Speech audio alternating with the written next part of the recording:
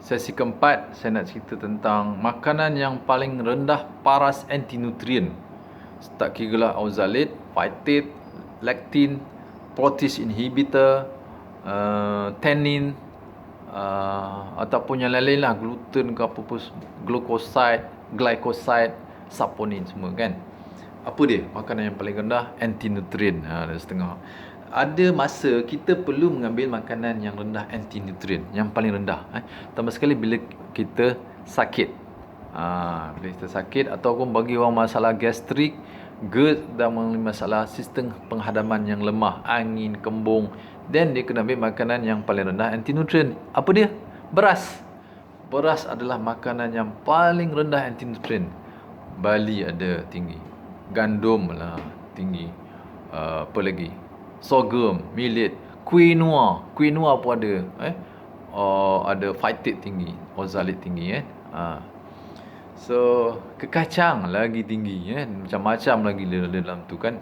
Lectin pun ada, bukan phytate je, oxalate, lectin, protease inhibitor, kacang soya, kacang soya lagi apa yang ada lectin dengan protease inhibitor kan. Beans ni banyak ada lah kan, kacang dal, kacang kuda kan.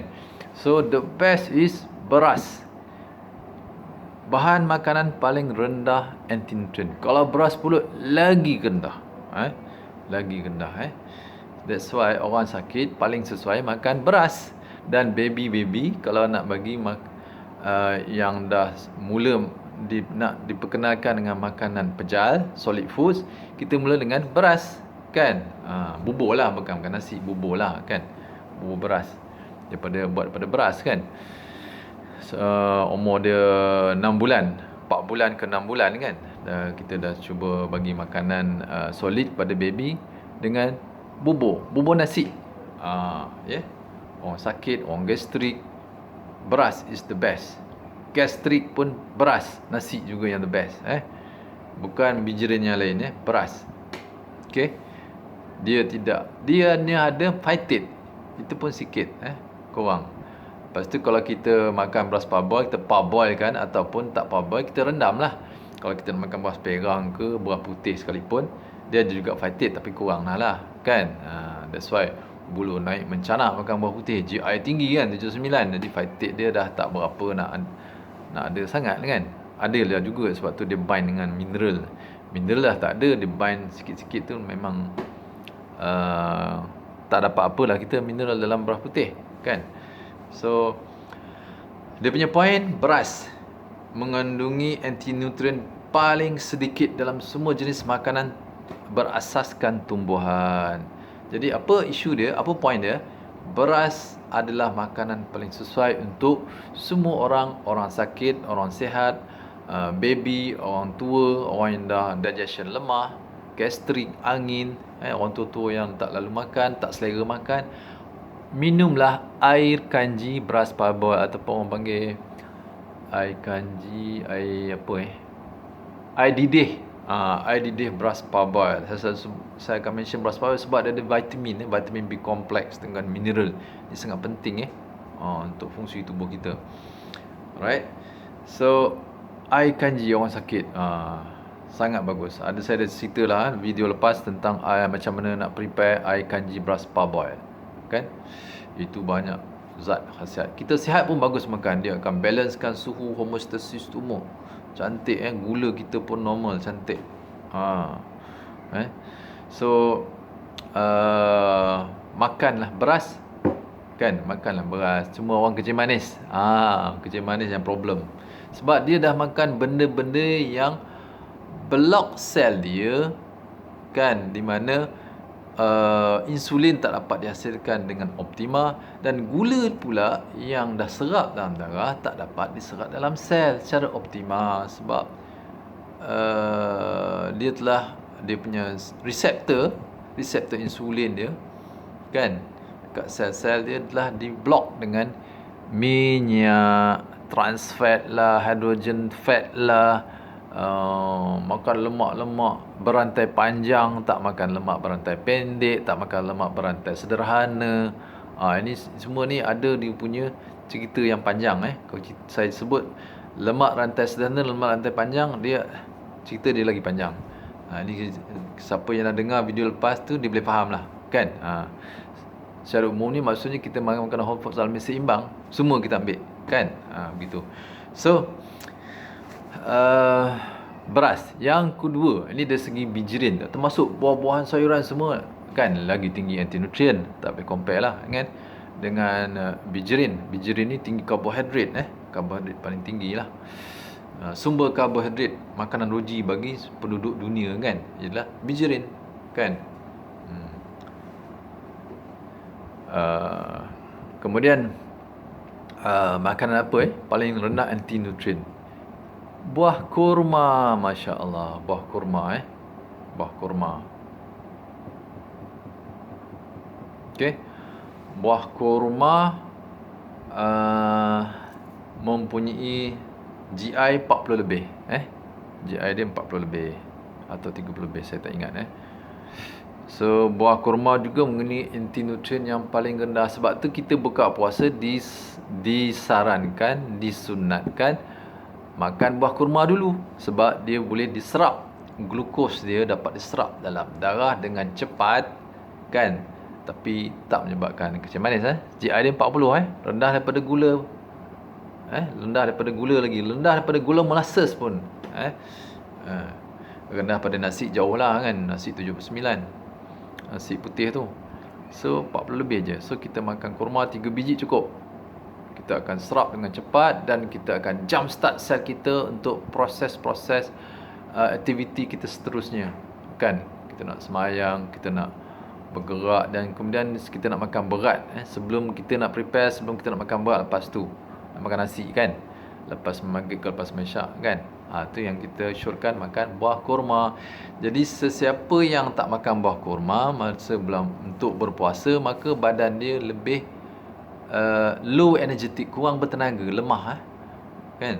Jadi makan buah kurma waktu berpuasa, tak kira lah puasa bulan Ramadan atau puasa sunat, itu akan beri satu extra energy yang sustainable, persistent, lama. Ini memang kita dah terbukti. Tak payah nak buat kajian jurnal artikel saintifik, tak perlulah. Itu kita sendiri rasalah hari kita. Tak makan kurma macam mana, makan kurma macam mana, kita puasa lah, kan. Tak puasa pun bagus juga makan, kan. So dia ada tenaga daripada karbohidrat. Tenaga buah kurma adalah karbohidrat lah, gula lah, gula buah-buahan. Dia ada glukos dan fruktos, sukros semua, kan. Sama macam gula buah-buahan lain lah, dia tak ada beza, Cuma dia tak ada antinutrien yang macam buah-buahan lain yang ada lektin lah, oxalate lah, protease inhibitor, kan. Ni semua benda ni signifikan ni. Buah kurma tak ada benda ni sangat. Kalau ada pun terlalu sedikit, minimum. Sebab tu kita boleh serap mineral dalam buah kurma, kan. Dia ada potassium, magnesium, apa lagi, selenium ke, zinc ke, ada beberapa lagi unsur-unsur surih mineral dalam buah kurma. Vitamin B kompleks dia ada 2 jenis, tak silap saya, kan.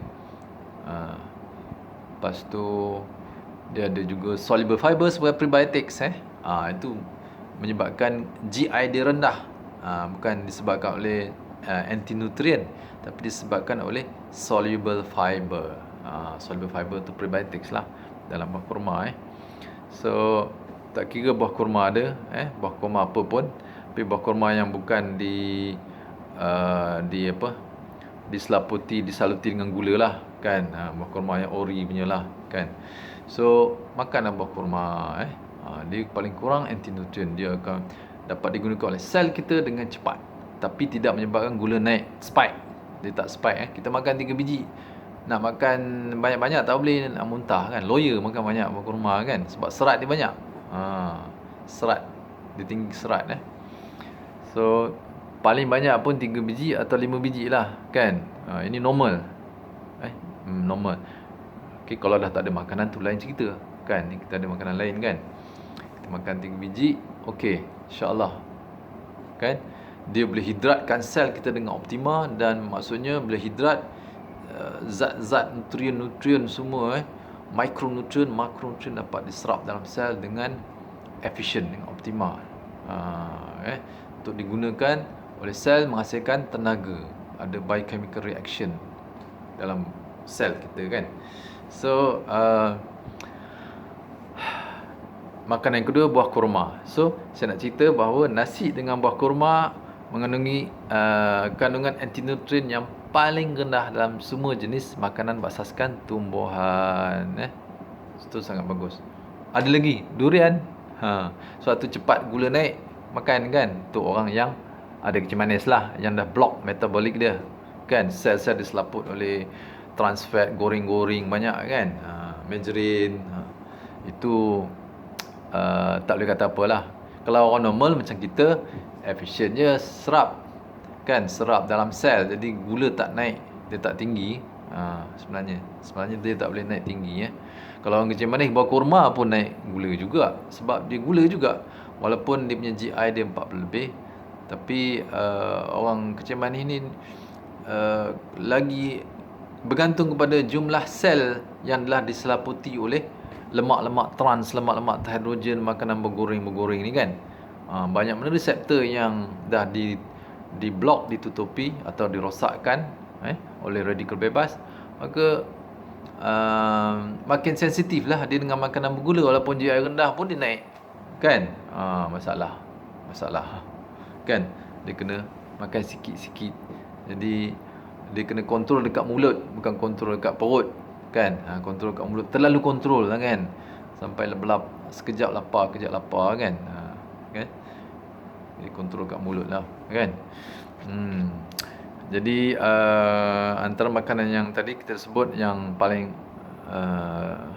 rendah antinutrien, beras, pulut, ni semua rendah ni. Beras, pulut, buah kurma, buah durian juga buah durian, apa lagi, air tebu,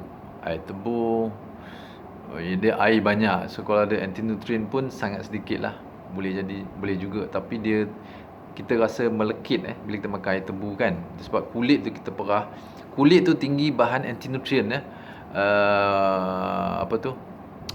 phytate ke oxalate kan, atau tannin tinggi, dia melekit macam getah kan. Itu tannin.